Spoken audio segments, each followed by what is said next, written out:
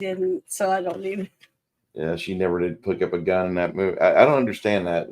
That kind of goes against like the entire thing. I need to survive, but then there were As I defenders. said, for a feminist, she spent her whole time relying on men to protect her. So I just thought that part was funny. But oh well. Hello, everyone. My name is Bruce, and today, Janet from Another Planet and I will be discussing this wonderful film known as Flash Gordon, The Greatest Adventure of All. And this is probably the most Flash Gordon I've ever watched. I've watched the live action movie probably about 20, 30 times. This I've watched probably in excess of 60. I've watched it 3 times in the last 2 months. And I just absolutely adore this 90 minutes of filmation. Absolute, just knock it out of the park quality. Hey, Soybase Jeremy, I heard you in Discord. I'm like, oh shit, I better get rid of Discord because I don't want to have bleed over from Discord. Anyway, so Janet, first time you've ever seen it, and this is a movie that was originally part of the package that was given. Dino De Laurentiis wants to make a movie, wants to make a Flash Gordon movie. Just hop on the Star Wars craze, but he doesn't have the right people, and he's needing help. And Lou Scheimer from Filmation's like, I've got a little bit of pull. Let's go do this. And as part of the package deal, Scheimer says, not only will we get a live action Flash movie, we'll get probably even a Saturday morning cartoon and a real cartoon movie feature presentation. Yeah. And everybody says, wow, this is great. They all shake hands. They make their deal. But initially, the Flash Gordon live action movie comes out, and they make noise for it at the very end of 79 or very beginning of 80. And then they pair up with Queen. The steamroller gets moving on the media train for that. And everybody gets just out of their mind because of this Flash Gordon thing. Oh, it's going to be like Star Wars. It's going to be great. And then of all things, the cartoon comes out on Saturday mornings, which is really a good cartoon. It's kind of off on the same heels of the CBS Tarzan and Batman Adventure Hour. Hey, Relentless Mikey. Hey, Crafting Gamer.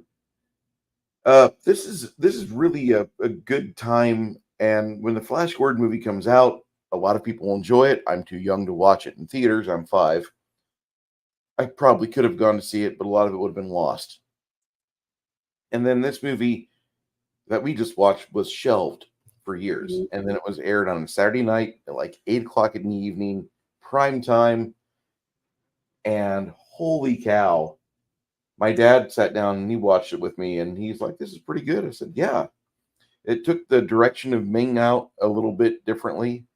And it made it to where you saw things from a somewhat different perspective if you've already seen the live action film. And if you were a big fan of the Buster Crabbe stuff, you knew the characters, but it just took them in a little different direction. And one thing I wanted to add was I like the fact, what helped me a lot, because I'd only seen the Queen version, of this movie. And what helped me a lot was it seemed like they used the same people to play the actors in the movie that they did in the cartoon, because the voices sound almost identical. So that helped me picture, I guess, them more and put that vision of their faces into the characters that I saw on the screen when I was watching the cartoon. So I think that might have helped a lot with me being able to accept, because a lot of people like me have a hard time accepting another version of, once you see it, like yours, your favorite movie, Big Trouble in Little China, if they ever made a remake, you would never accept it. No. The thing is, even though this is a cartoon version of it, it's almost like, to me, it's like a remake of the movie that I saw, even though it was made before it, but it was tabled, right? Mm-hmm. Okay, but see, so I wouldn't have known it was tabled to me, it was like they made it off of the other movie. See, that's the only thing I would know unless I looked into it and found out. But it did have the same characters because the woman that played Dale Arden was the same woman that was in the movie. Yeah, right? They got some characters that sound an awful lot like the live action actors. They really did. But it is the same actress. No, it's actually, I don't believe it is. Oh, no. Oh, I'd like to see. I'd like to look that up because I thought it was the exact same as it sounded just like her, but Diane not as bimbo-y. Provided the voice for Dale Arden, and that is Mrs. Diane Pershing.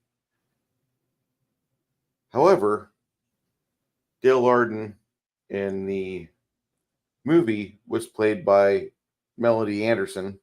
Melanie Anderson. Okay. Well, yeah. She did a really good job, but it's like I said, in the movie, the original movie that I saw, which was Queen, I didn't really like the actors that played the two leads. I liked everyone else as their characters, but for some reason, I just didn't seem like they acted the characters because, just like I said, in the movie, she's supposed to be a feminist, but she acted more like a cheerleading bimbo. She acted like a floozy in the movie, and I really. In the movie.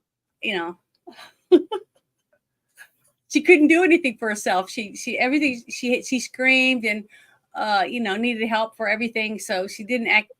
I don't know why they would put that in her bio on like the different websites talking about her character if she wasn't a feminist. She didn't even act like a feminist. She acted like a wimp. So I don't know. That just took me for a loop. Just some of that. I was expecting a little more, but she definitely was in the cartoon. She was a stronger character than she was in the movie. I thought the other movie. Yeah, I think in the cartoon series they really made Dale Arden a very strong-willed character. She's kind of what people look to. Or when Lucas was writing the initial draft of his Star Wars Episode 4 is what we call it, but it was really just Star Wars. Okay, when he was writing Princess Leia, he was thinking of Dale Arden. He really was. Princess Aura plays a wonderful sensual foil for Flash. In every incarnation of Flash Gordon I've seen. And in this one here, even though it's more PG-ified, because it's a cartoon, and it was designed to be shown targeting children. This was supposed to look at, we were supposed to be for kids. But even with that information, when you watch it, you can still sense that, like, if this was, going to be a cartoon made for adults, like Heavy Metal, this movie would have been an absolute there would have been 30 to 40 minutes of fucking between Princess Aura and Flash. Well, the thing is that in the movie, the musical one, I just say the musical, because to me, I thought Flash Gordon was a musical when I saw it. Okay. That's how it was put out for me. And she was the princess was very sexual. She used her beauty, that she knew she was beautiful, and the fact who her father was to entangle men, okay, and to threaten them into doing her will. You know what I mean? She used her body and her prestige or her strength with her family name or whatever you want to do it to get. She was a femme fatale, basically. You know what I mean? But in this movie, the cartoon version, she was less of a femme fatale. She was more intrigued because he was from another planet. He was very attractive, and she wanted him more like a pet. You know what I mean? Instead of the way she acted toward the prince in the other movie. The actual. You could tell that she just wanted to make him jealous. She wasn't after Flash Gordon for any reason besides getting the prince jealous. You see what I mean? That type of thing. So I like that whole way that they used those characters in the other movie compared to the way they did it in this one. But in this one, I liked the character of Flash Gordon and Dale Arden better because they seemed more professional and going for something that was to save the earth, basically, because of the guy that was dying at the very beginning. So I like that whole thing. And then the fact that they just met on a plane, and that she's madly in love with him by the time they're done. I guess, it shows that danger, infatuation can cause people to fall in love, I guess. Makes her a little moister in the oyster. I could see that. Yeah. So I just thought that was because I couldn't help myself from going from one to the other back and forth and comparing them the whole time I watched it. That's the only bad thing about having to watch something and try to talk about it afterward without, if I hadn't seen the other one, it wouldn't have been, any problem at all. But since I'd already seen it, I just couldn't help. I didn't want to compare, but I did, Yeah. You just watched this 20 minutes ago and you're like, oh, okay, that was kind of different. I was not expecting this. Mm-hmm. And I'm processing it, but I did like the leads better. Flash Gordon's character, the way they portrayed him in this cartoon, animated or whatever, and Dale Arden's character better than I liked in the other one, because they were more mature, acting, less college-like, I don't know. They just seemed like mature adults, and they handled everything a little different. And it wasn't such her throwing herself on him like she did in the movie, that type of thing. So I liked it. I thought their characters were better. But I kept picturing the faces of the people from the movie onto the characters and their voices, I guess. I just thought they were very similar. I like how this movie starts off in Poland. I like how everything come right out, and you kind of get the idea that, like, at some point they're going to talk about World War II, and maybe it's going to tie into that. And with everything starting off in Poland, and then the meteors are falling, and you're like, okay, this is some really weirdly shaped bombs. Then you find out, okay, well, the meteors are coming from Ming, and it ties into the original storylines where that's how Mongo was initially assaulting us by hitting us with weird weather patterns, by giving us the hot meteorites and all sorts of stuff. I thought that was pretty interesting. And then once you find out that this Flash Gordon, he's not a footballer, he's a professional, and he now works for the State Department. That kind of hit me a little different when I started watching again and just analyzing that. And I'm thinking, why would they pull him into the State Department? Why would he not be involved with something like, the Department of War or the Defense Department at the time?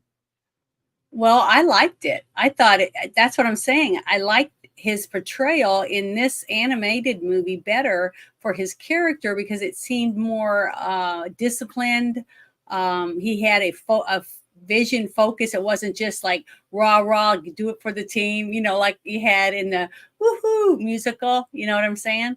Yeah. And the fact that later on, during the dramatic parts where he was talking about destroying the planet, and he was using us against ourselves by competing for a war, and then they brought in the Nazi symbol on the rockets, that he had given to the Nazis, and then they Mongo.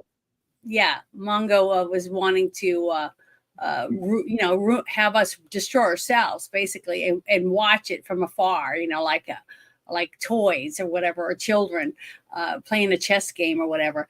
And the fact that they showed the cartoon drawing, though, and stuff that they did, the animated part for Hitler was just, it looked really, really real to me. Really? Remember I said to you, I said, oh my God, I'm shocked they put this in this movie, because it was like, wow, they went way out. There's no chill. There's no chill in early filmation. There really isn't, because if they meant to show you something, you got to see it. Now, granted, they didn't give you like the super gore and violent shit. They saved that. That was mainly for the in the ballpark for Johnny Quest. Johnny Quest was the one cartoon I wish we could get back to, because you would see people with head wounds dying grievously, and Dr. Quest is unable to do anything for them. And it was kind of sad about that. It's like, like this and then my dad told me, he's like, this was at a time, this was made when cartoons were there to show you that you couldn't do everything in a cartoon just because it's a cartoon. If a person jumped or fell 20 or 30 feet, they were going to die if they didn't land right. Mm-hmm. Or even if they landed right, they'd break their legs, or their spine would go up into their skull or something, you know. That's real life. I miss that, and we don't have that now. We really don't. Very few animation companies want to put that in their product because they want that to be devoured by 12-year-olds and bought by hundreds of crappy parents, you know, and then never watch what their kids are watching. So, hey, Vlady, how you doing, sir? I think whenever you see that Mongo or that Ming is selling Hitler weapons of war, that was when I realized, like, you know, this show is a lot better than what it has any right to be. And I thought that at that point it was kind of evolved at that moment. No, it wasn't going to show you sexuality. It wasn't going to show you Princess Aura ripping Flash's clothes off, even though it probably should. It did show you that there's a palpable evil out there, and it will do everything in its power to ruin the goodness that's around. Yeah. And most definitely. It was definitely not something I would want my children to watch. Okay. Especially when it got to the part where he said he wanted to marry Dale, right? And when Ming wanted to marry Dale, and then he took her into the, I guess the other bride's room or something, where all his other brides were, all his other wives, and they were from all different races. The beautiful lion woman, and then the lizard women that were beautiful, and then other humanoid looking women that were dressed scantily, and they were all sexually laying around and, like, you know, just loving the fact that they're being treated like goddesses, basically. So, you know, maybe it wasn't so bad for some of the people, the women on the planet, because they were working in the mines, and they were basically having to scratch around just to get anything to eat and a place to live. So being chosen as one of his brides wasn't a bad thing for these people when the way they grew up. But the one thing I really wish they would have added was the fact that who's the mother? Which one was the mother of the princess? Because I couldn't tell by looking at the way that they went across the room, you know, and they worked their way to Dale while she was putting on the beautiful dress and stuff for the wedding. Which one would have been the princess's mother? You know, that type of thing. Princess Aura. Mm-hmm. It might have been hinted at in other media, but I don't remember the queen for Ming ever. So, like, I'm pretty much certain that Princess Aura is the result of a concubine, and because, like, that's the one that the abortion didn't take right. Well, fine, fuck it, I've got a daughter. So none of them gave birth or something, I guess, because it was crossbreeding. But remember when he was saying he was flirting with Dale before the wedding, kind of like rubbing it in that he could just use a wave of his hand and make her want to be seduced by him, you know, because he was going to use his powers on her, but that he liked her strong spirit and stuff, so he wasn't going to use it on her. That made her more feisty, you know, more like gonna fight back kind of thing. And he was interested in that, you know, like someone that bites and nibbles or whatever. You know, he was really into that. But the fact that he kept saying he wanted to see what the breeding would bring out, what their child would look like, that kind of thing. So the fact that I don't know, it just seemed like I didn't see any other kids, you know, you didn't see any other children running. Hey, Daddy, like, what was the name of that movie? The Prince and I, or The King and I? Remember the King and I movie when it came out, and all his children come running up? He had all the wives, right? I believe he had so. all these kids. So that's what I was expecting when I realized when he was talking to her and I saw all the beautiful women. I thought somewhere we would see all the children because of what he said to Dale about. I wonder what our child's going to look like, because, you know, you're so beautiful and I'm so handsome. You know, the way he portrayed himself. I just thought we'd see that, and it kind of was a little bit of a letdown when they never showed any children. But I never saw a single child except for the grown princess, it was a grown woman, that was wanting to be around herself, with the prince. Some of the other characters. Well, there's a definite reason why you don't want to have like 17 kids running around. I'll give a real world example. We have this thing called the Middle East, and over there's this little cult or religion called Islam. Yeah. And whenever one guy went out and had sex with everything he could find, 9 years and up, he made a bunch of kids, and none of them could agree on which one was the true way to live once dad died. And each one of them had their own specific idea or vision of how Islam should be, which is hilarious. And so now, because that fucker couldn't keep his dick in his pants, yeah, you have an entire region of the world that's blowing up because somebody's not Muslim enough. And that's the world's you're going to be offended, people. Well, there's too many infidels. No. I'm not even worried about the infidels. It's the fact that the biggest group of professional victims of capital crimes in the world is Muslims.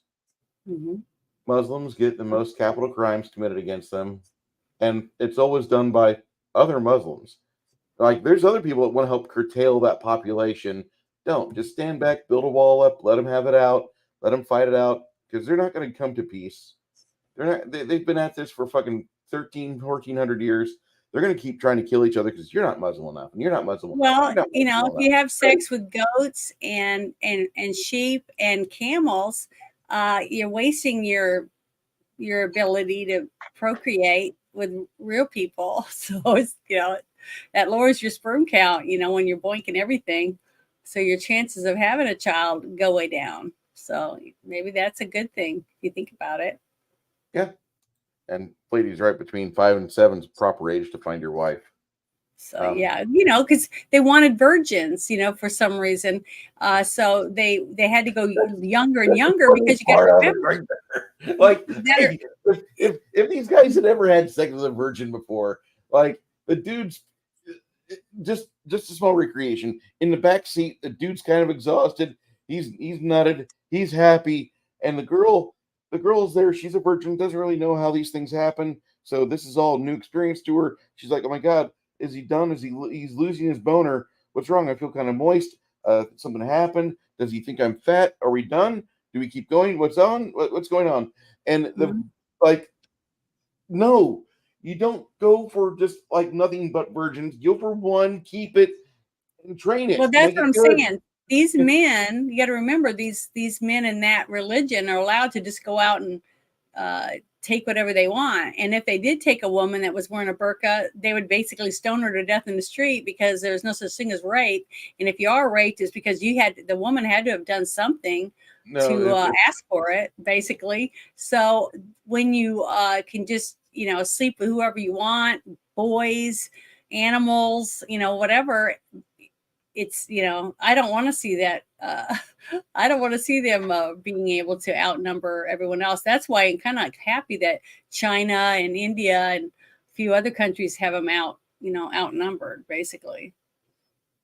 So, well, I'm not a big fan of Islam. No big surprise. I don't have like a huge amount of Muslim friends, but the ones I do have, I'm happy about. But you're thinking that Ming was Islamic? No, I'm not thinking he's Islamic. Oh. I just think that he practices, he treats sex like most Muslim men would in power because they think they can just fuck everything. Then they've got an entire village of like their ugly little kids. And maybe some of those ladies he impregnated might be relatives of his. So you got little potato children coming out and little smart kids coming out because sometimes, like if you fuck your cousin, like you get little potato kids, and that's not really what you want. Maybe. And like the entire Middle East is just like one big fucking incest pit, in my opinion. That's not a clinical opinion. I'm not a genealogist, but I'm just saying that there's a lot of places in the Middle East where like you have uneducated Muslims fucking each other's sisters or like first cousins or aunts or something. And there's a lot of potato children that come out of it. And I know that probably won't endear me to the PC crowd. shame, I know, but it's fucking true. And if you go over to these Middle Eastern countries, if you're part of like a global task force, if you've been places where these people are kind of high in number, you'll see that the ones that have the means, they will travel to find somebody that's not immediately related to them. In fact, a large number of the richer ones get on Instagram and try to get every influencer to go to Saudi Arabia or Dubai. It's kind of sad because that's where a lot of your professional whores go.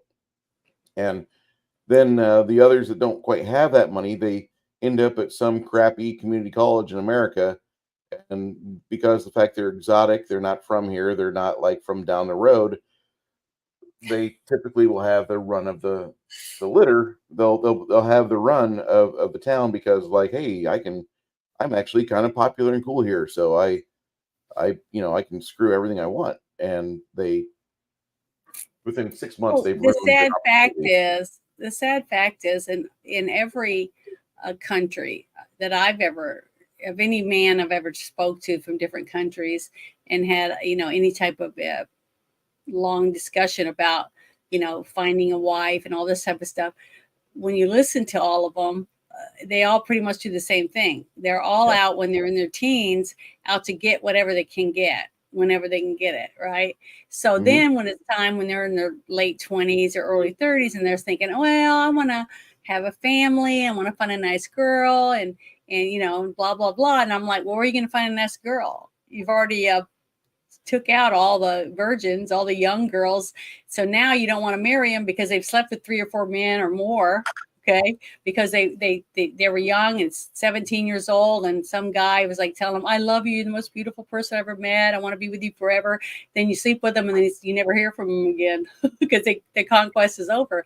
So I tell girls all the time, don't have sex with any of them until they give you a ring.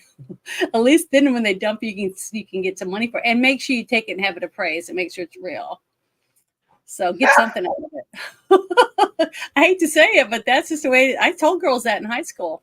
I had lots of friends in high school that had a baby already, and the guy never spoke to him again afterward. So it's like, that's one reason why I said, "Fuck you, I ain't sleeping with none of you." Well, I held on to mine for a long time. But Ming the Merciless, Ming the Merciless was just a fucking. He's a behind the scenes. He's kind of a sexual deviant.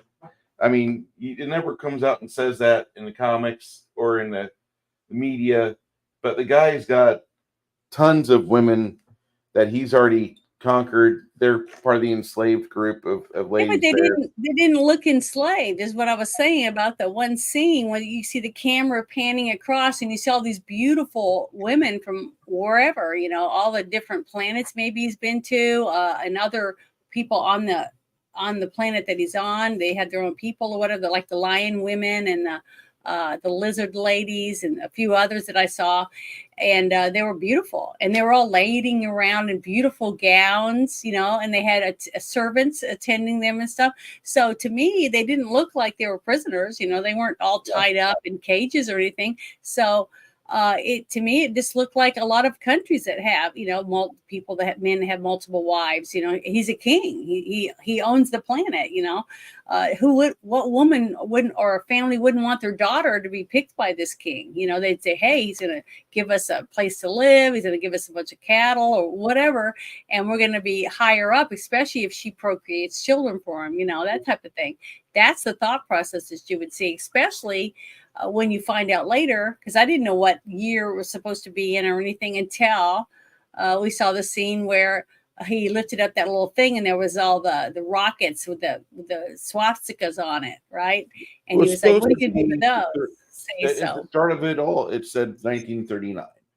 Mm-hmm. Well, I'm just saying, for people who didn't know that or know the story, they wouldn't really know until you realize that he's supposedly the person that gave the technology to the Nazis on how to destroy the earth, basically, start a war, basically, so that all of us destroy each other. And he wouldn't have to do it. He could just sit back and have a drink and smoke a cigar and enjoy the view. Pretty after good he plan. taken what he wanted from it. Yeah, that's what I'm saying. So to me, I mean, his technology, just like you saw when they went into his room at the end that provides all the energy for the planet or the ship or whatever you want to call it, it was pretty massive. You know, it had a lot of technology available to him. So they were lucky that he toyed with them instead of just destroying, pushing one button and destroying them all, you know, because he could have. Once you find out more about him, he didn't have to hang around. You know, he could have just said, oh, yeah, come push a button and the planet would be just gone. But because of the woman, Dale, he was intrigued more. Because remember what he said? He said, I didn't think there was anyone beautiful or nice or, you know, worth having and desiring as her. You know, he said that to her. So yeah, and he was very intrigued with Earth women. Yeah, with her, with the one, because he hadn't met another one before that. Yeah, and so like he wanted to. He was thinking twice about whether he wanted to destroy the planet, because if there's more of this one, maybe I can get me a few of them before I decide to destroy it. See, so I think in the animated movie, the plot changed from the one from the Queen version, you know, with the music, because the point of view of Ming changed because he was adamant that he was going to destroy the earth until he captured Dale and realized, wow, there could be a treasure trove of fun on planet Earth. So maybe I'll wait a little while before I destroy it and see what's available, you know, before I take it out. You see, that point of view came into my mind, I thought, from his the way he treated her in the movie. Yeah, he was really infatuated. I don't think Ming ever really meets Dale without being infatuated with her.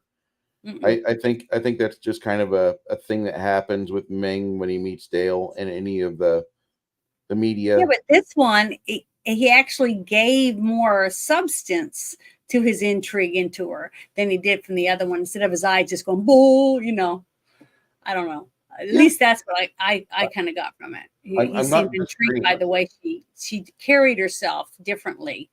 She was proud, not a bitch, but proud and smart. She could carry on a conversation, and she was beautiful. So, you know, she had all these little interesting things that he hadn't had in a while because all the women were dominated. So it changes everything. When you have a woman that can sit across the table from you and have a conversation and maybe have the same interests as you, it changes the whole aspect of what you can get out of that relationship compared to just sleeping with her. And it's like, what now? What, you know? So I just thought that the concept that they had in this animated version was really good about making her. I that's why I said I loved this character compared to the one with Queen, because she would just say, go Flash, go, you know, a dumb bimbo. She was a dumb bimbo-ish character in the other movie compared to this one, where she was an actual intelligent woman. You know, so I liked it. I thought that was a good portrayal of her. Better than the other movie I saw. So hey, Kate and Orlando, how are you doing today? Yeah, thank you for coming in. I really think that, I mean, I don't like to compare Flash Gordon movies against each other, especially when you got, like, you know, a million, multi-million dollar. That's all I have is the comparison. Yeah. Well, I mean, have you ever seen the old Buster Crabbe versions of Flash Gordon or no? Mm-mm. The only other version I ever saw was the one that Queen sang through. Okay. So I'm sorry, I never have seen. We'll have to put that on the list. Because they're kind of fun. They're very corny, very low budget. It's like watching first season of Doctor Who.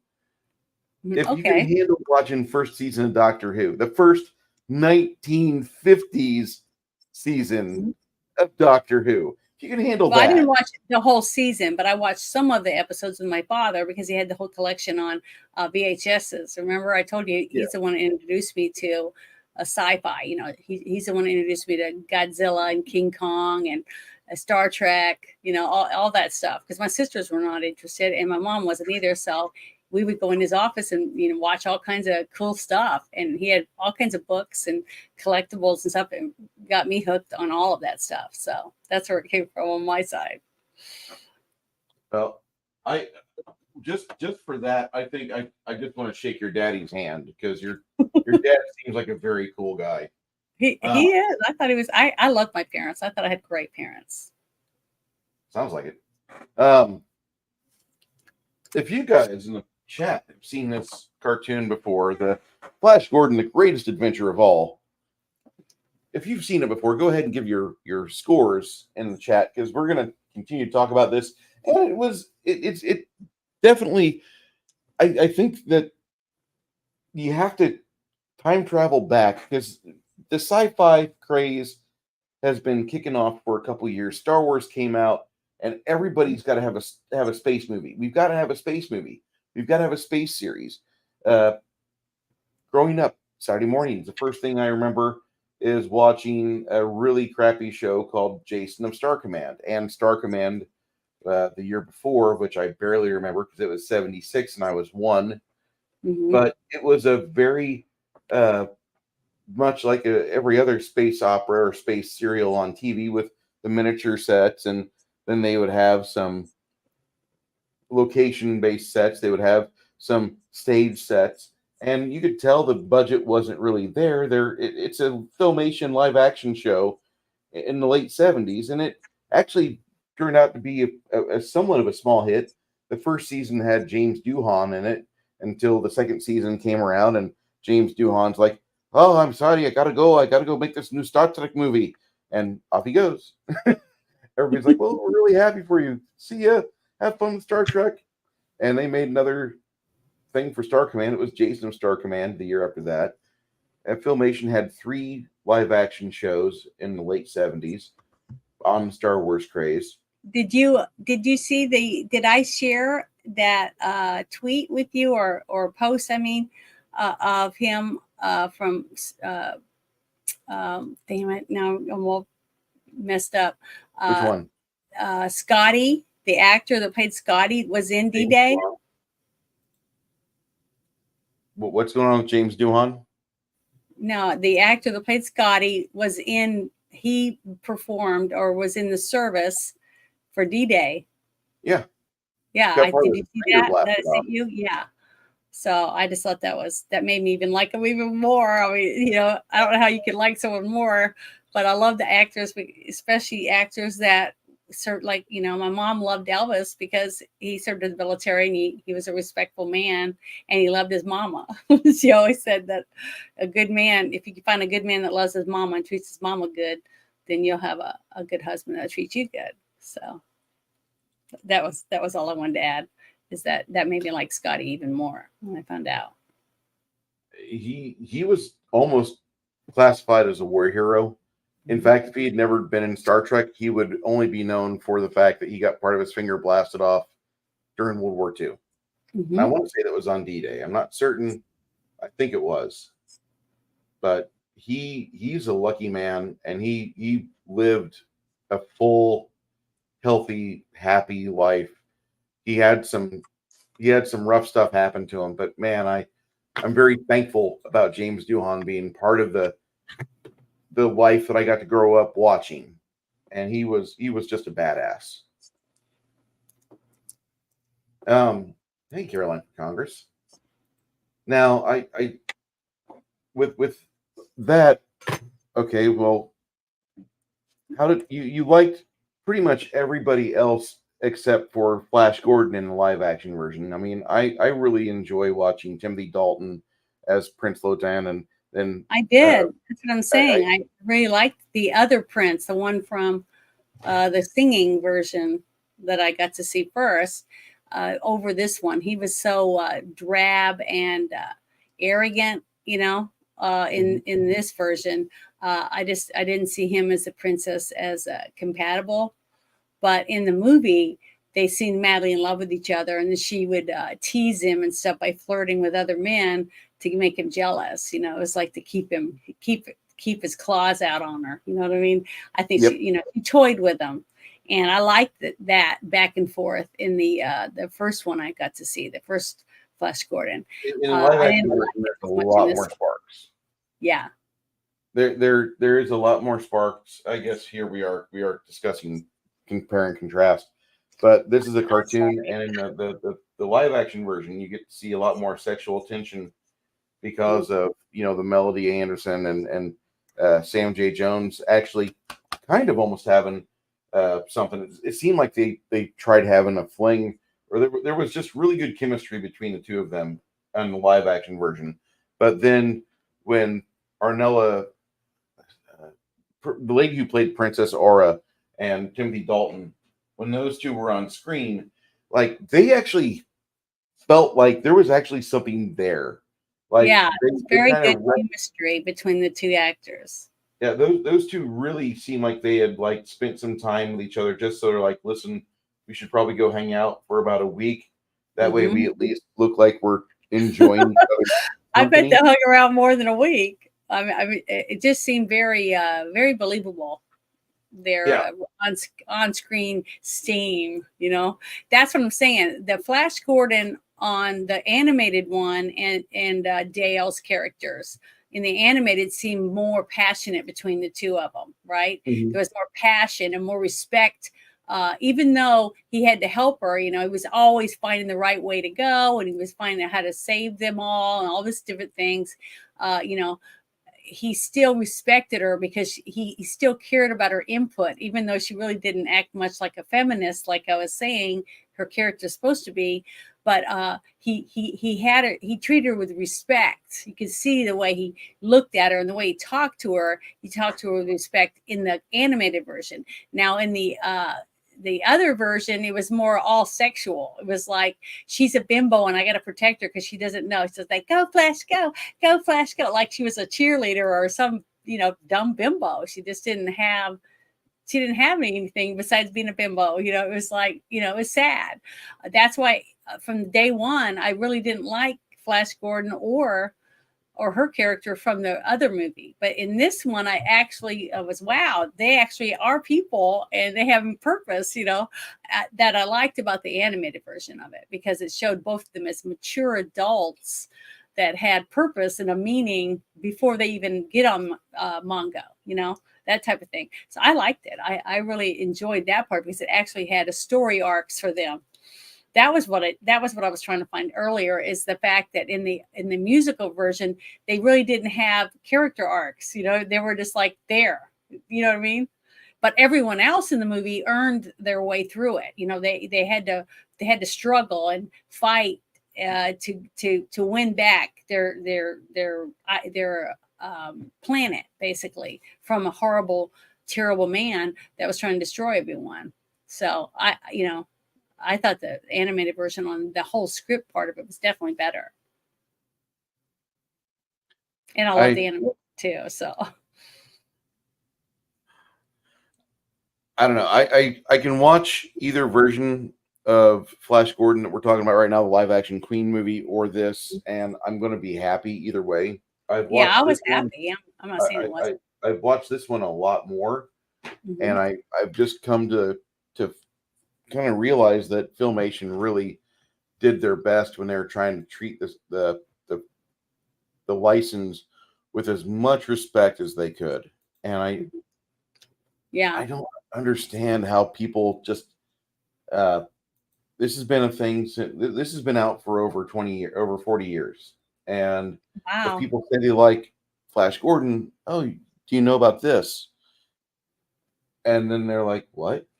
No, there was a cartoon they put on Saturday night. Nobody really watched it. It had shit ratings. I remember watching the Week in Review, and that did poorly. And I used to watch whenever they would have the ratings discussed in TV Guide on things, I would always go to that just because I wanted to know if my favorite TV show or the show that I was watching, the cartoon I liked, is it going to get canceled? 90% of the time, it always did.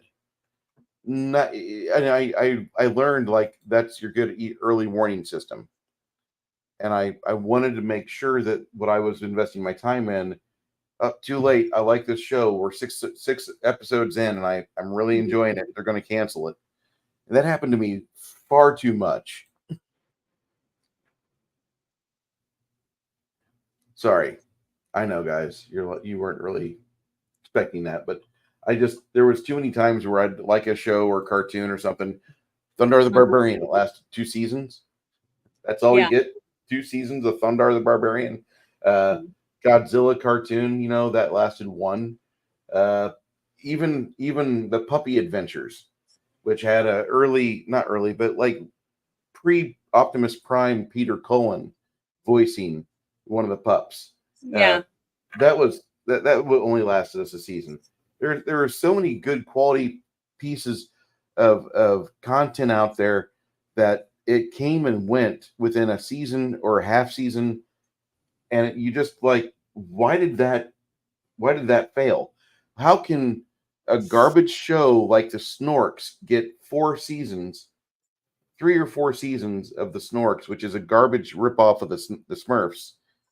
How can we have that, and yet all these other great shows didn't get shit? Now, I'm not going to talk great about Turbo Teen. That wasn't that good. I'm not going to talk, fantastic about the Mighty Orbots. Although the Mighty Orbots did the one thing that no other cartoon in my childhood ever did. Well, did that cartoon, did it have like toys and lunch boxes and all that stuff?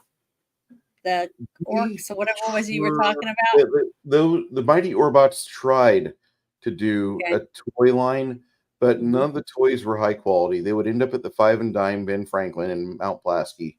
Well, the company went cheap trying to make extra money, and that's what they got. So yeah, they really.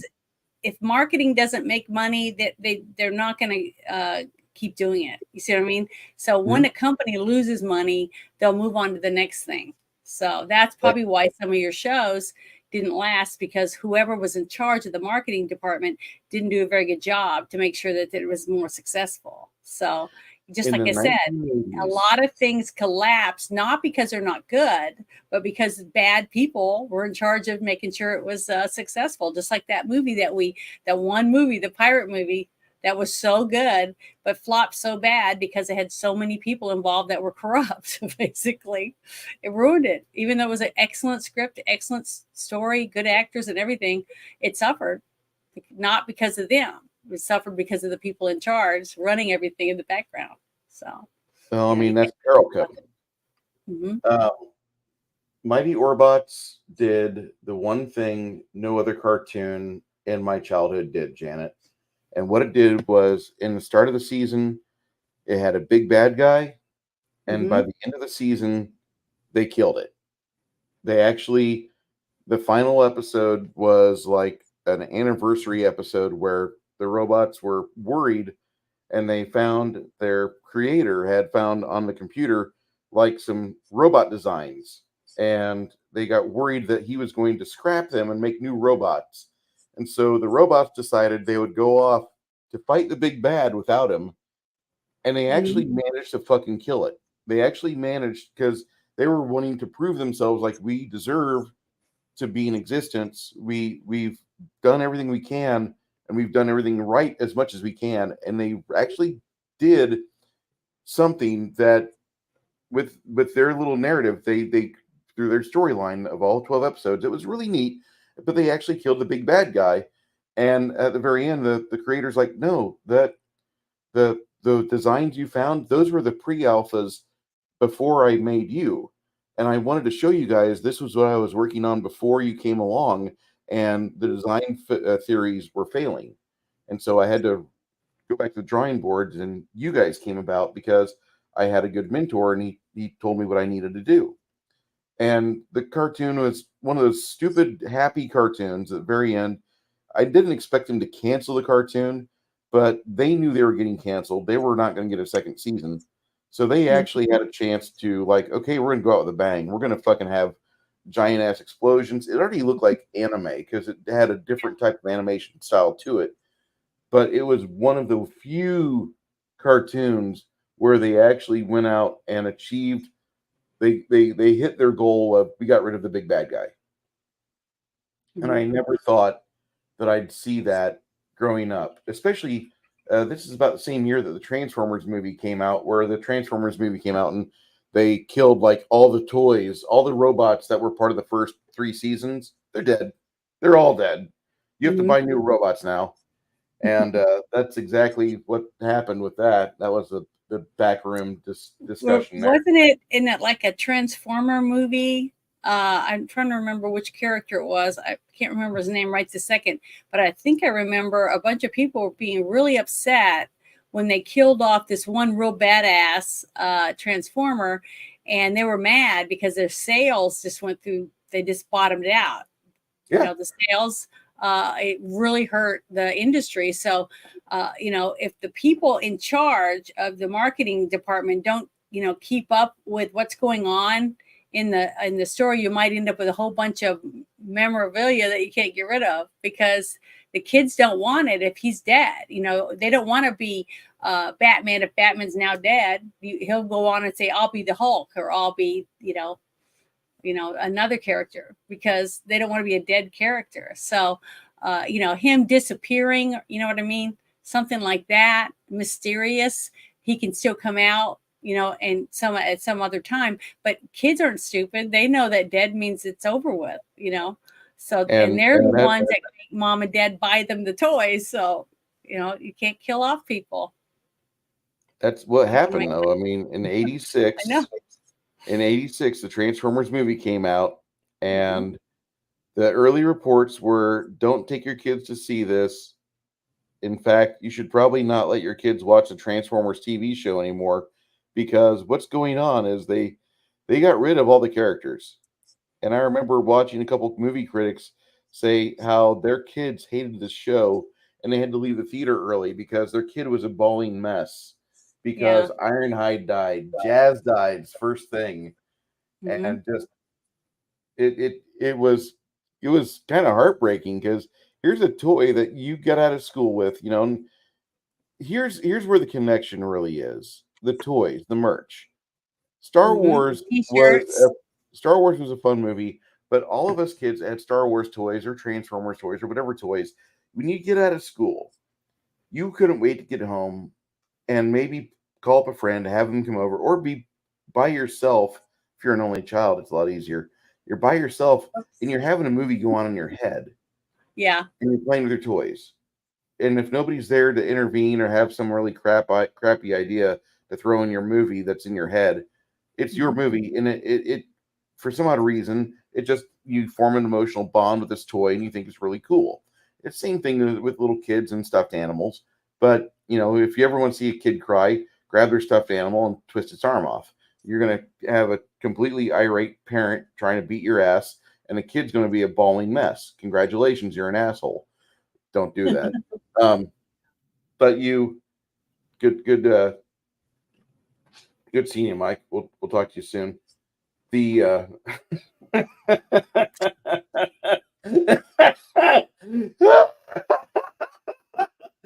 this is why the old Yeller toys sold so poorly. Oh, especially the one terrible. With old Yeller. Yes.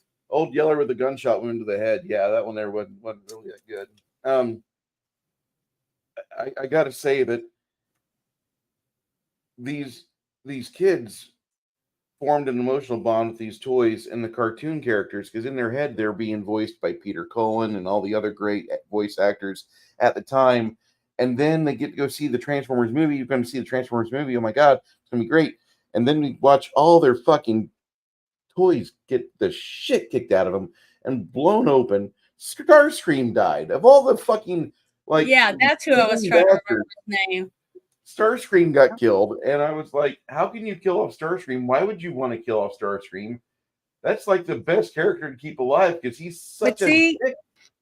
People like me and you that watched the cartoons and read the books or whatever else and fell in love with characters, we bought this stuff. That's how they made money, and that's the reason why it was so successful. If you make a bad product that every time you get anything, that breaks, you can't have it or you can't wear it or whatever, people aren't going to spend their money on it. But later on, someone might want one or two of them if it's in good shape, because they're thinking all they're thinking about is selling it. But see, not like me, I play with my stuff. See, I'm an old woman and I still want to play with my stuff. I'm not a little kid. Okay. Yeah. But I enjoy them because I don't know why I just do. Only other people that are in this frame of mind, apparently, can understand what I'm talking about, but my whole house has this stuff in it. Okay. And some people can't handle that.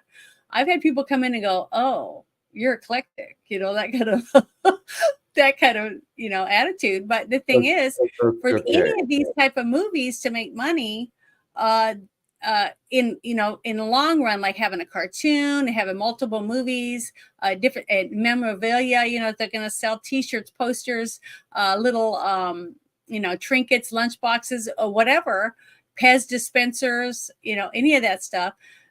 They have to work with marketing if they expect to be able to be successful. If marketing knows that this is coming up, this, that, and they help push it, guess what? The kids are lining up at the movies. And so are the adults, because they want to see the next thing that's unfolding in front of them about a character they love.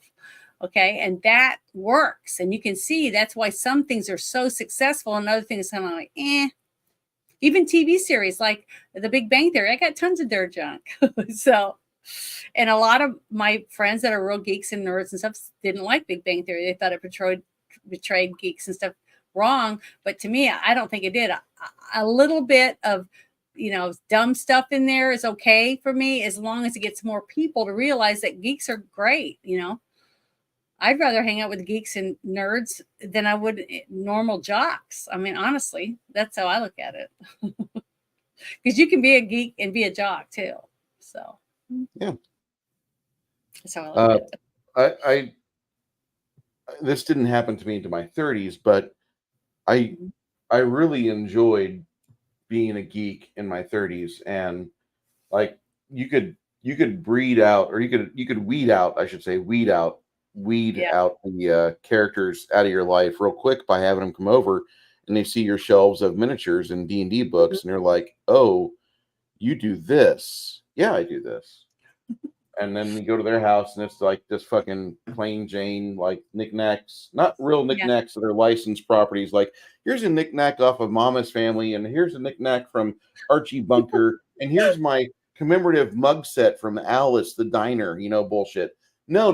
This is just like, these people are boring. They buy the cheap shit at Walmart, and they are focused on my kids or my world. And if you can't handle me at my worst, you don't need me at my best, blah, blah, blah, blah, blah. But it's some real, there's some real garbage human beings out there that just look down on the geek culture. And that's great. I'm happy for them because it keeps them away from me. I'm nestled over here very firmly in the middle of the geek culture. I'm not moving. I'm not leaving it anytime soon. I'm going to be a geek for the rest of my life. I played a lot of Dungeons and Dragons. I'm going to have my own game system coming out here in about a year and a half, 2 years. And I'm very fucking excited about that because I think it's going to be the best game ever. Now, I know it's not true that it's the best game ever, but to me it is. And that's all I give a shit about. Well, see, for me, when I've had like the cable guy come in, look up my stuff on my desk and stuff, okay, and he's looking around going, wow, you got so much stuff, and he's looking around at it and stuff, and he's not like, oh, like that look. He thought it was cool. And I'm like, yeah, I got a can of beer, J.R. Ewing beer. And I was showing him all, my True Blood stuff. And I got Walking Dead. And my tons of Wolverine stuff, Spider-Man. I got everything, anything that I see that I really want for some whatever purpose, I grab it. But all my Star Trek autograph stuff, I've just got, I got a mannequin with a Star Trek uniform on it. I mean, it's just, I know it sounds really stupid, but I can't help it. If I went into another person's house, the first thing I would say, like with that one episode where on the TV series with the geeks and stuff on it at that show, they went over to that guy's house and he had all that memorabilia in his basement. He was really rich and they were all like freaking out, and they didn't even realize they were trapped down there, because they were having so much fun because there was so much stuff down there. And then the one where they're on the side of the road and they're all dressed, getting ready to go to a Star Trek convention, and they're dying and sweating, and because their car broke down, all that stuff. To me, I loved all of that. Any of that stuff that portrays how much we love what we have and what we do, and talking to other people and going to other people's houses that have that. So I know I'd have a heyday. I'd probably play with all your stuff if I ever get to come over there, because I can't help it. I like it. I enjoy it. I see how much work went into it, you know, and I'm proud of you for everything that you've worked on. And I bet it'd be a lot of fun to look through your collection. So I look at it differently. And not very many people do, though. Sorry. Go ahead. It's quite all right. This show was kind of short. The movie we watched, it was only like a 90-minute show, which I thought was almost the perfect length for a 3-act story. The characters, they could have been a little bit more fleshed out. I'm not going to say they couldn't have been. I would have liked to have seen more work with the Lion Man and his group of people, their culture.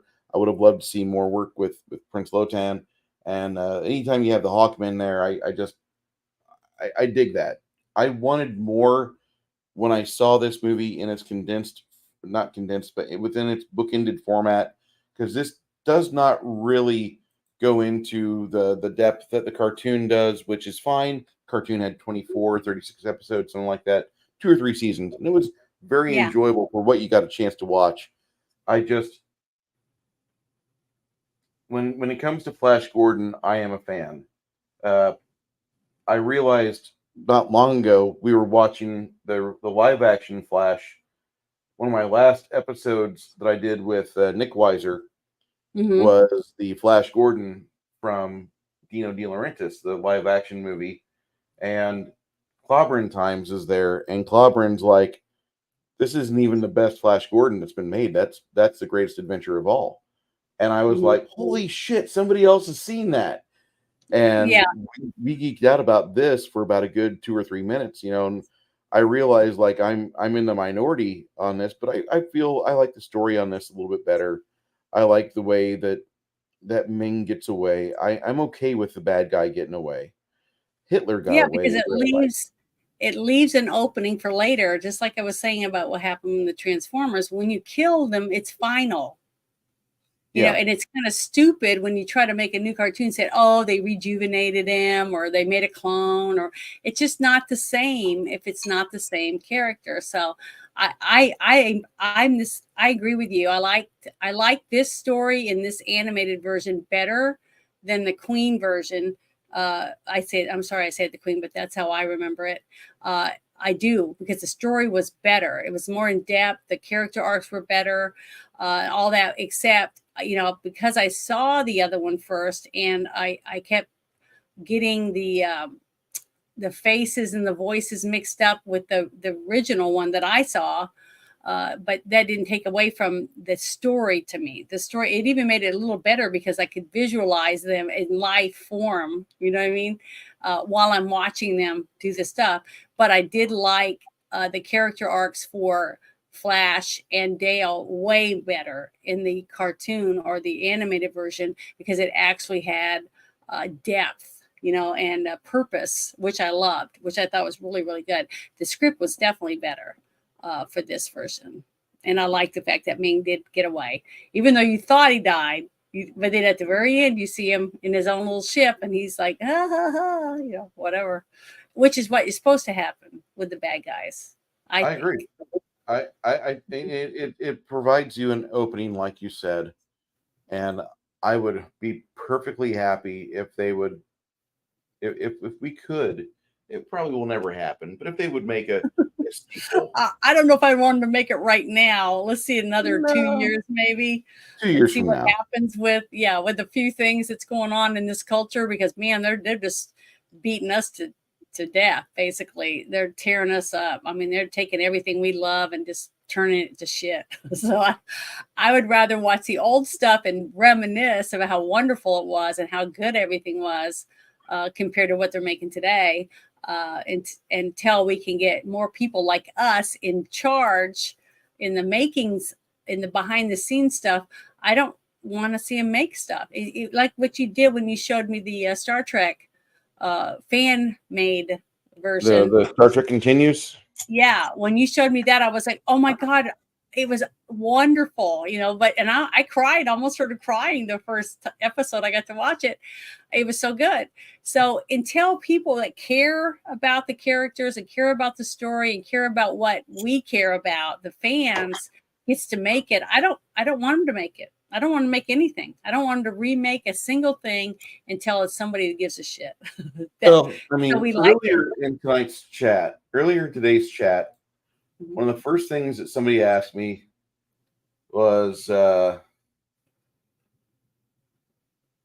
have you seen the new Star Wars series, The Acolyte? What are your thoughts? And I kind of replied back to Mikey, like, Star Wars doesn't exist after 2012, dude. There's going to be 100 people. No, it's bad, though. There's going to be 20 people uploading angry fucking rants about Star Wars Acolyte today, just alone. Yeah, it won't be me. I don't give a shit.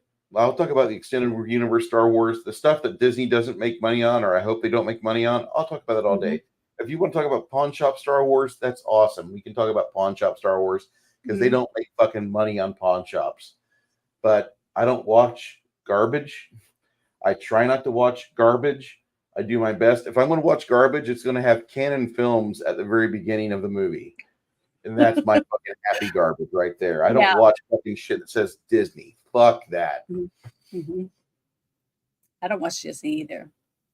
It's like I'll watch old stuff like when Michael Eisner was in charge. But anything that's this new garbage, like they're in a race to find the bottom of the media scrap heap. And see, I don't even buy anything today at all. One thing, I don't go to their parks. I don't buy any of their products or anything. I try never to endorse anything that Disney does because I do not like what Disney has done to what I loved. Things that I love, they have taken and just shit on it. So I'm not giving them my money. I wish more people would stop buying their stuff. If more people would stop backing Disney, they would say, well, we got to do something. We got to change something. And maybe they'll listen to some of us. Or why not hire some actual fans like they did with, like with what they did with the Star Trek Continues. Get people like that to make the stuff, and it will make bukus of dollars for the company. But I don't understand why they think the agenda is more important than making blockbusters. That's not common sense. I mean, it's just dumb. Well, you've already said the key phrase in there. Common sense. Yeah, you've already said that. And these are people that are Marxists, they're Alinskyites, they're people that they want to see their agenda, their politics, their morality looked at in a positive light. And that's why we have dumb little girls saying, I don't like white people. This entire episode, this entire series is to make white people cry. And when I saw that just on the clip art, just on the thumbnail, I went and I did a search. I'm like, yeah, she actually said that. Holy cow. That's one way you can get rid of 80% of your audience. Congratulations, you dumb little twat. And I'm happy for her. I hope she has a long career at Disney before they file Chapter 13. But even then, if they do, they'll be subsidized by the government. And you and I will have to pay for Disney to get out of Chapter 13. And it's ridiculous. Heartbreaking. Canon or Trump. I still, in the back of my mind, I still have hope that someone like Elon Musk, I'm not saying him, but someone like him, with money and means that loves something, like he wanted to take Twitter and make it X and make changes to it to try to make it a more of a multimedia platform with more people being able to speak out and have their point of view and stuff. Even you've admitted when you finally went back to X that it is better than it was, and that you could see that it's trying something new. Okay. The sad fact is that, until we have someone with buku dollars or a group or a company or something decides that, I'm tired of seeing what's happened to Disney. It's a shame because the real people that ran Disney way back when it started aren't involved at all because they're all probably dead now. But I don't know why. I thought pursuing making money, and being successful and putting out content that people would flock to, the days of seeing people standing in line for days, like the Passion of the Christ. I never drove by a single theater that didn't have rows and rows of people outside. Okay. In two different states, Louisiana and Arkansas. And I was surprised by it. And then that intrigued me. And I was like, maybe I should go see it, because I was like, wow, So, and I knew it was going to be sad because everybody that's a Christian knows the story, but I went and saw it anyways because I was moved by how many people wanted to spend money to go see it. And the same thing happened with Star Wars. Remember? Ghostbusters. Lots of older movies had droves of people waiting in line, camping out to get tickets and stuff because they wanted to see it so bad. And you're never going to see that again. We're never going to see anything like that again. I actually disagree with you on this. Why? What do you think is going to happen then? I think at some point before the collapse of the movie houses fully takes effect. Although, if you're a fan of Regal Cinemas, I feel sorry for you because they're going away. They're done. AMC Theaters is on the ropes too. Sorry about that. But other movie houses have figured out how to do this. Doing private parties and things like that. Alamo Drafthouse has figured out that if you do private parties, you can make your money back. And that's one thing they do. That's good. During the pandemic, you could rent out a whole theater for 15 people for $150. Mm-hmm. It was that's like right. $10 per 15 person minimum. Mm-hmm. I think they closed one Alamo Drafthouse on Marbach, but the Regal Cinemas are on the ropes if they're not closed already. I know Regal's been closing their shops left and right. GKC Theaters is closing up a lot of shops. The scary fact about the theaters, okay, the input of theaters, okay, because a couple of good theaters are doing well in your state of Texas, right? Doesn't mean that you're going to have any theaters in Oklahoma, Missouri, or Wyoming, Utah, whatever, are going to be open. So what's going to happen is Hollywood, the people are putting the movies out, will say, here's the movies and we're going to distribute them. And then the few tiny amount of theaters that you have in Texas or a few other states say, hey, we want it. And they'll say, what's this much money? And you're like, we can't afford that. You see, they'll have to wait weeks and weeks and weeks or even months to finally get the movie. And by then people have already watched it on TV and already bought it online. See, so that hurts the theaters too. What I'm talking about is people not being able to get a ticket unless you go to the theater to watch it. See, I just don't see that happening anymore because I don't think, like Prime Video or any of those people are going to say, well, we're not waiting to be second. We're going to take it now or we're not going to take it. You see what I mean? They're going to push around the theaters. And that's why I'd rather go to a theater and sit down, put my feet up, have some popcorn, pay 10 times the amount of price for popcorn when I have my own popcorn machine at home, simply because of the way I feel when I sit in a theater and get to see the huge screen and hear the music and you get involved in it. You're enveloped by it. Okay. That's what a movie experience is supposed to be. You don't get that sitting in your living room. I don't. I mean, some people might, but I don't. I don't feel the same way. I much rather go to the theater and get that special gift of popcorn box, or any of the other trivia stuff they're going to have. Used to love to do that. Just waiting in line to be able to get the products that they would put out with, the promos with the movie that's coming. But I haven't seen that in years and years. That's why I really feel like, especially where I live, because I can't go to Texas, San Antonio every time a movie comes out. I can't afford it to be able to go to a decent theater and have that feel, because there might not be any theaters near me anymore. They might have all went belly up because nobody gave a shit enough to go to spend money at that theater. I mean, I'm going still here in this little town every so often, and there's maybe 20 people. So if that doesn't grow, it's not going to. That's why I'm kind of excited to see how many people show up for this new Deadpool movie. If I can go there and see lots of people wanting to buy tickets to that movie, that might give me some hope. But I remember, 6-7 years ago, when a movie would come out, there'd be 3 movies and people standing in line for 3 different movies. Okay, now you're lucky if you have one good movie a month. See, That's what I'm the saying. part that pisses me off. Like the lack of quality, movies nowadays is just sad. Yeah, that's what I'm worried about.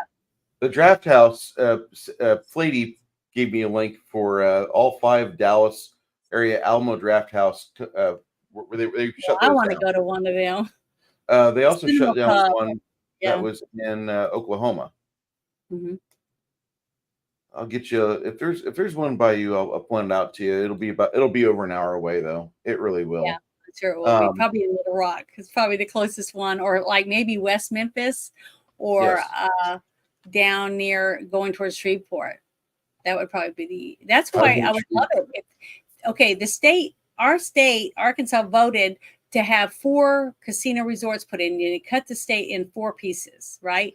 And they voted with the racing commission that each one of these 4 corners would each get a casino resort to help bring money to that area, right? Well, the corner I'm in is the Dry County one where they're like, no, it's against the Bible, and all this kind of stuff. They're fighting it. And every single time we got a decent place that wants to open a casino, they with money, saying they'll put a water park in, a couple amphitheaters, an RV park, a dog park, all this different stuff they're willing to put into it to bring more people. And a couple little churches, and I think another casino that's somewhere else that's afraid they're going to take money from them is buying ads saying, oh, if you put this casino and you're going to have drug addicts and prostitutes everywhere, that kind of stuff. That's the kind of ads I'm seeing. So, it's heartbreaking because I would love it. People used to come see me when I lived in New Orleans because we had Jazz Fest. We had, festivals, we had parades, we had so much stuff all the time going on. They'd come and stay with me, and then I'd take them out in the town and show them around. And it was fun because I had someone to hang with that I trusted, and they had a great time. And then they'd go home and they'd have, they'd say, hey, I'll be back when this happens or whatever. It was great. Well, if I had that here, it'd be worth going an hour or an hour and a half to go see a stand-up comedian, or to go see an RV or boat show, because we have a resort that will actually have stuff like that because it can draw enough people in to make money. See, and that brings revenue to your counties and helps build. But I don't know why these people, little bitty factions that have stock in one of the other casinos, that are already here, they don't want anyone to open another one, especially if it's got all the stuff that these, extra great places, things to do that have nothing to do with going to the casino. If you could stay, in your RV and have a dog park, take your dog to, and that night go see a stand-up comic or a band, a big band that you haven't gotten to see. And that will draw people. They don't even have to go to the casino, and they'll still make money. And it will make the whole community around, because I think they even said, I was reading in the newspaper, because they're having to reapply and all this stuff, that they were only going to put in 300 hotel rooms because they didn't want to take away all the hotels in the little towns around, which is, to me, that looks like somebody who wants to bring to your area and not take away from it. So I don't know. It just was more people would look at what could happen to your surroundings if you have to spend money to make money. It's called advertising. I know it's because I do promo stuff, so I advertise for people, and that's the only way you're going to make sales is if somebody knows about your product. If they don't know anything about it, then no one's going to buy it. They'll buy the other thing that's already on the shelf. They don't know anything about you. So I don't know. I got my fingers crossed. So that's my new political thing. I think I'm going to dabble in is helping them get a good casino in the quarter of the area that I'm in now. We'll see. So we have a few people that have discussed their thoughts about this movie we watched really? today. Okay, yeah. Let me. 6 Nations, 31 Kings. Go ahead, Janet. Oh, I was over on the X trying to read some of the chat over there, but go ahead. Okay. He says that easily a 75 to 80% out of 100. It was well animated. It held close to the source material and holds up really well after 40 years later. Yeah. My one complaint was no Brian Blessed as Prince Voltan. Yeah. That is the sad thing about this. I really after you hear Brian Blessed talk and you see his performances, you really want him to be more involved in everything Flash Gordon. And it's just it's sad because he's, you know, he has to be paid for what he does. He's got to be, you know, given money. But Vic Perrin did a hell of a job with Ming the Merciless, and David, I'm going to butcher this guy's name, David Apatoshu. He did the voicing for Prince Voltan, and he passed away sadly in 1996 at the age of 78. He was known. He did an episode for Star Trek. He played Anon 7 in 1967's the original series. He was Mr. Jacoby in Torn Curtain. He was One Spy Too Many. He was Mr. Kavan. And he was in Exodus. Zakiva Ben Kanan. Which, if you've seen those, I thought he did a good job for the voiceover for this animation. It was the drawing of the character that I really didn't like because he was so harsh looking. You know, he wasn't romantic. He wasn't a Prince Charming kind of character like they had in the other movie. So the live action version turned Prince Lotan into a player per se, or not really a player. He's kind of simped for a princess. He was like, he was a Prince Charming. He was attractive and he was very romantic with her. You know, that's how he came across. So when I saw the harsher one that was like my way or the highway, that kind of guy, it just wasn't what I was expecting. But the voices, had nothing to do with his voice. It was that what he was saying, and the drawing was more harsh. It wasn't romantic. I don't know. That's the only way I could explain it. But yeah, I agree with it. His score, because I would say I'm going to give it an 85. I thought the story was really, really good. I thought the artist did an excellent job portraying everything that they were trying to come out with. The only thing that I didn't like was there was a couple little holes in it, like I said about the where all the miners went, you know, just little subtleties like that, and how all these people just are not there anymore. They just disappear, you know, just little things like that I thought were in the story. I could find a few more, but I can't remember right this second, but I did talk about them earlier. But besides that, I thought it was really good. You know, I thought that the you know, it's like I already said, the two main characters were better in this version than they were in the Queen version, because they actually had substance and purpose, unlike the other ones, you know. Now, for the Flash Gordon movie that came out in 81 with Sam J. Jones and had the Queen soundtrack, I rated that in the 84% category back in March or February. I want to say it was March, with Nick Weiser and his crew. And this movie I enjoy a little bit more. I've watched it more. I've really watched a lot of this, and I like the music to this. The score to it isn't as bombastic with Queen, but it just feels more like serialized adventure. I love the voice actors that do the work. Robert Ridgely does his absolute best work with this movie, and he's the voice actor that he played Flash. That was the Flash Gordon I grew up with watching on Saturday mornings. I just feel that is a hands down the best Flash Gordon that there is. And I haven't watched all the serialized adventures. I will be watching those. We were told to watch those by Mr. Hardwick Benthlow. He says the 1983 animated Flash Gordon movie is much better than the 1980 live action version. However, the 1930s serials starring Buster Crabbe are by far the best Flash Gordon adaptation. Yeah, I never saw that one. I'd like to watch that. We're gonna watch that one. We're gonna queue those up for November or December, because nothing says family better than saying no. I'm really excited about your documentary that I finally got to watch the trailer for, the Tomorrow one. In Search of Tomorrow. 2 episodes. Yeah, I can't wait because I've never saw it, and oh my god, every single thing I saw in the trailer, I'm like, oh, you know, excited about watching it. So that's going to be fun. I'm really looking forward to it. I now that I know about that, I want to actually get a chance to like find the DVD or Blu-ray and buy it, but I'm having a hard time doing that. I had to get a hold of. I know it sounds so weird for me, but I had to get a hold of a high seas location to see this, and I want to give these people money because they made an amazing documentary that spans I over saw 5 the hours. lineup, just the lineup of who's they're talking to.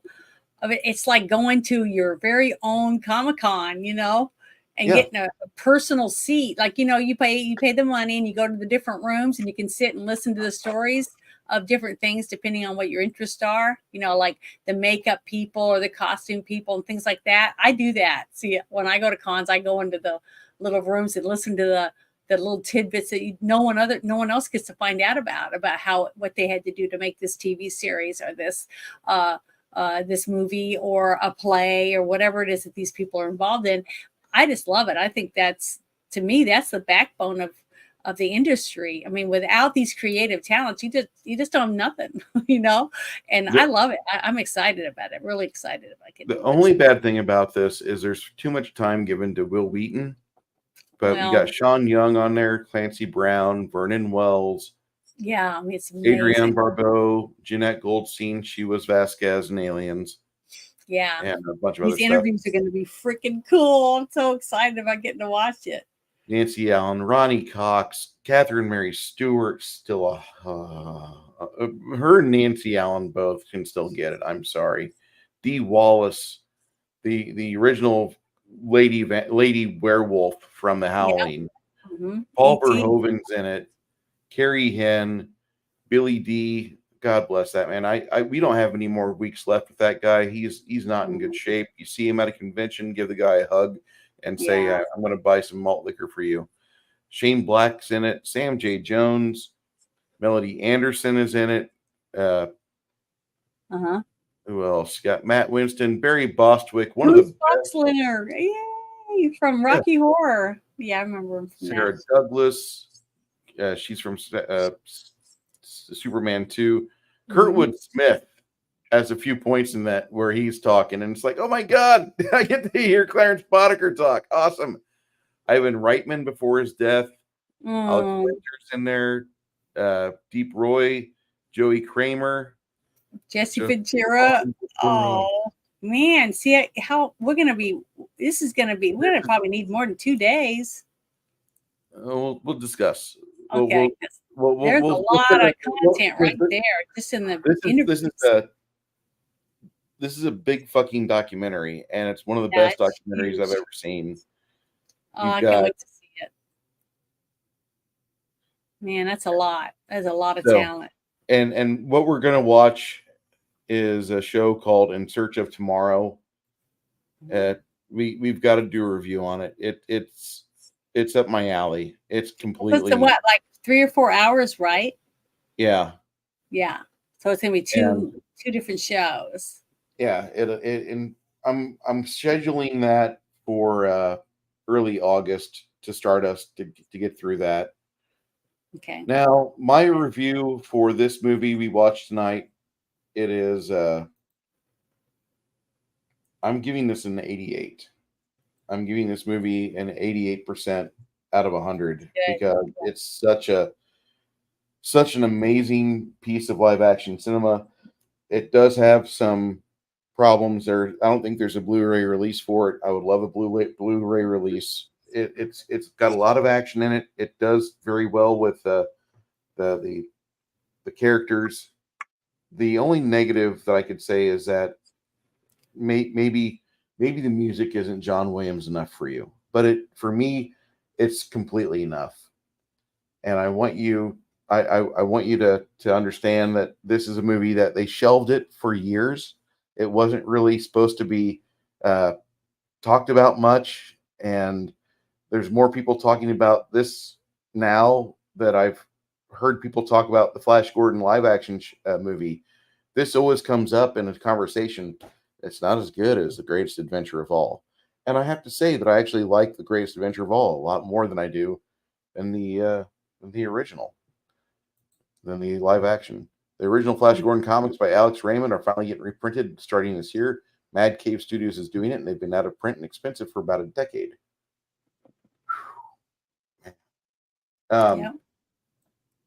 Now, There was one other thing I was going to. Oh yeah, we were talking about Saturday morning cartoons, and Flady, one of our mods, the dirty campaigner of all, and I call him that because he's actually a dirty campaigner. He's in the $10 tier for my memberships. I'm a very bad membership YouTuber. I don't do a whole lot for my people. I that's why I have so few memberships. And those of you that give, you don't have to, but I appreciate it because it does help with just things. But I have a $10 tier, and my guy that does that, that's Flady, and I want him to be involved with every time I sit down to run D&D from here on out. In every new campaign, I want the guy to be there for it. But he sent me this. Take a look at this. Is what we used to have. Yeah. And I'll read this aloud for you because it might be too small. High atop the beautiful downtown Burbank and NBC Video Penthouse, the head of programming, Smurf, presides over the teleconference strategy meeting with the stars of Saturday morning lineup. Besides, he's a bear, and we're bears, and he's a country bear. We're two bear shows in a row.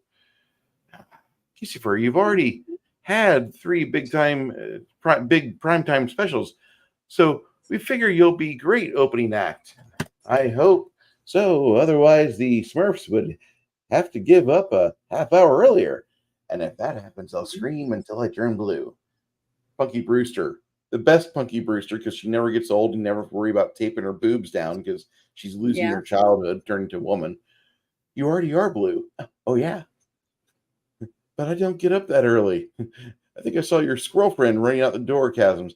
And this is what you used to have when you had quality comic books being made. This is the type of advertisement you'd have. You'd have, for the Saturday morning cartoons, everything coming out that's going to keep your kids entertained from 8 a.m. to 12 noon.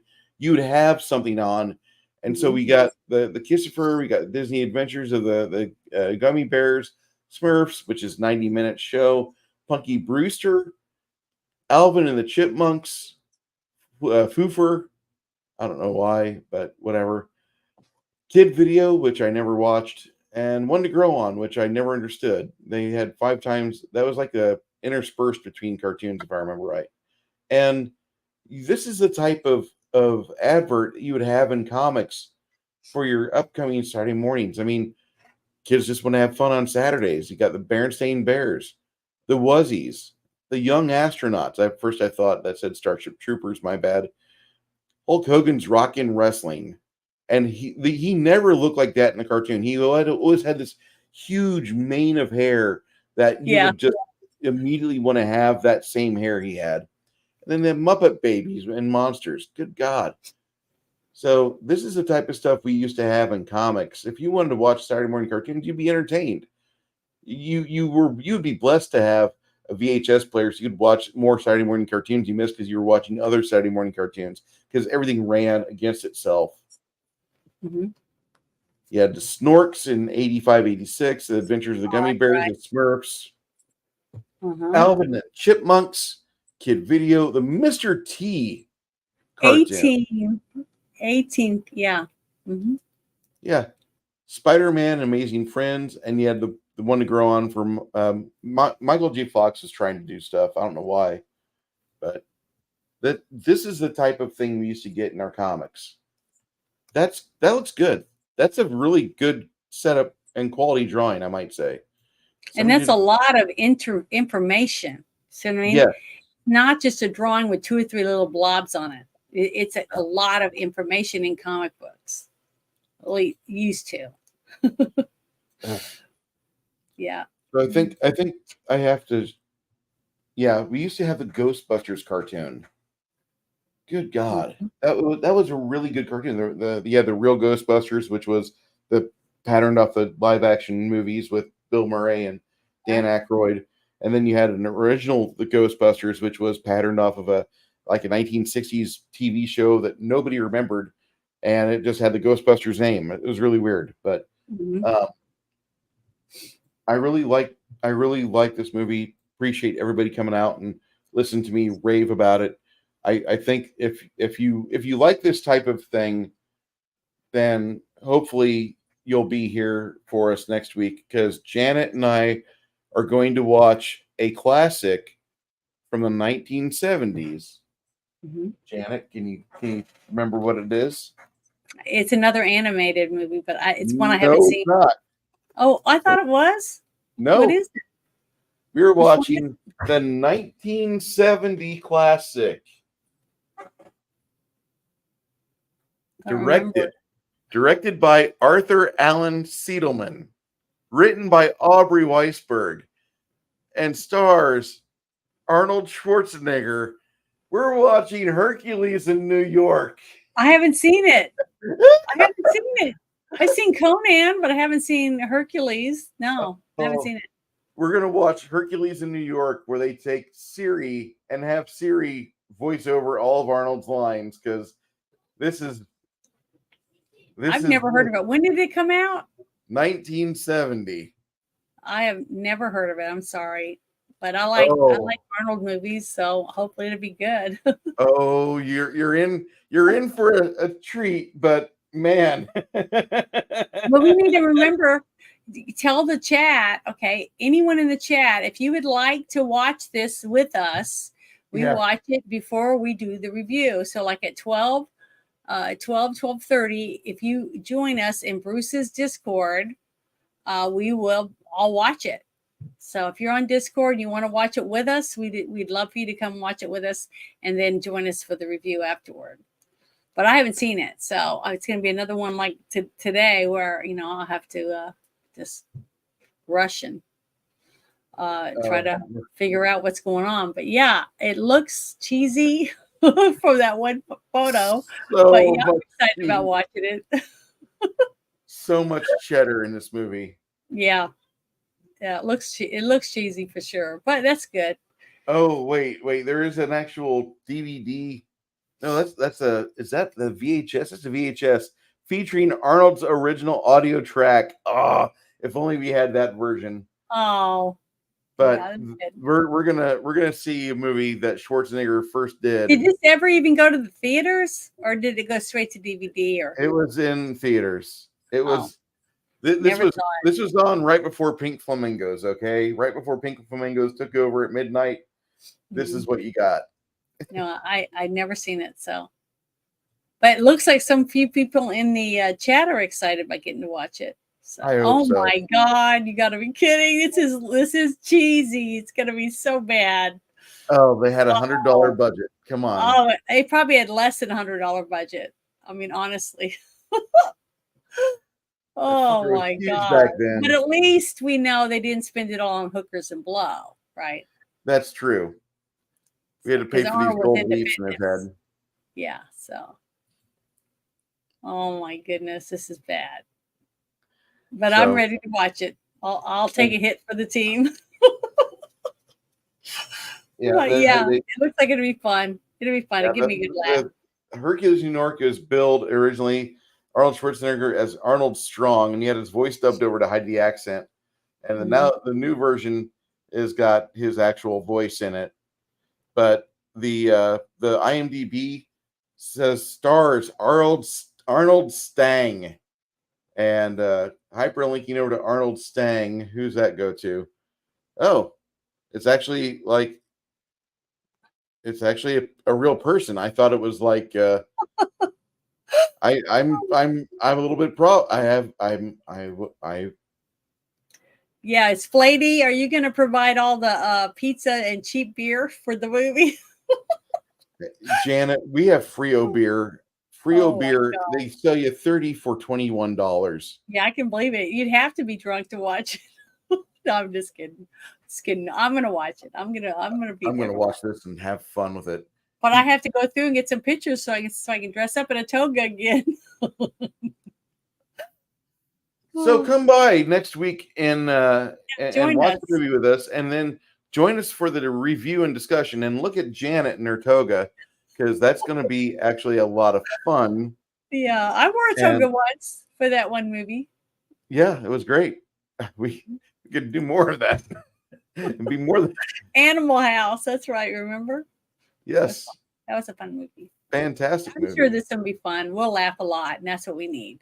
Everyone should leave with a smile on their face, hopefully. Arnold Strong was a funny guy, someone put in the chat. So yeah, Arnold Stang was a funny guy, actually. The little guy that plays Pretzi. Stang. Okay, I'm sorry, I misread it. It's okay. And Flavy says this is a solid popcorn, pizza, and cheap beer movie. That's why I said, is he gonna get us all pizza and popcorn and beer? So it'd be fun. Appreciate everybody coming in here for today's thank you so much, everyone. We appreciate it. Appreciate if you will be the one to close us out. Well, Wednesday I'm going to be doing a me and my true form for with Tolbat, and we're going to do another UFO mysteries Wednesday. I think it's 6, but I'm not 100%. We'll be putting a video out, and then Thursday night I'll have the Team Shit Show 2.0, and I think I'm going to have I'm not going to say their name, but I think I'm going to have a really good guest. I'm hoping if they get a hold of me again. And then Friday night will be the Friday Night Shit Show, and then I'll be joining you on Saturday. So for another game. Looking forward to that. That'll be for the alpha test I'm running. So you'll see 6 Nation, 31 Kings, and Plady, and all my other treasured friends are going to be there. Plus Janet, and maybe we got Nerdy Ogre who just joined up with that crew as well. He took over the marshal position because Connell had to leave. So anyway, I'm looking forward to this. Everybody, please be safe. Have a good, productive week. Make sure you hug your family members and the people you love, because you don't know how many more days you got. And I know that sounds like a downer, but life isn't for everyone. Well, you guys have a wonderful rest of your Sunday.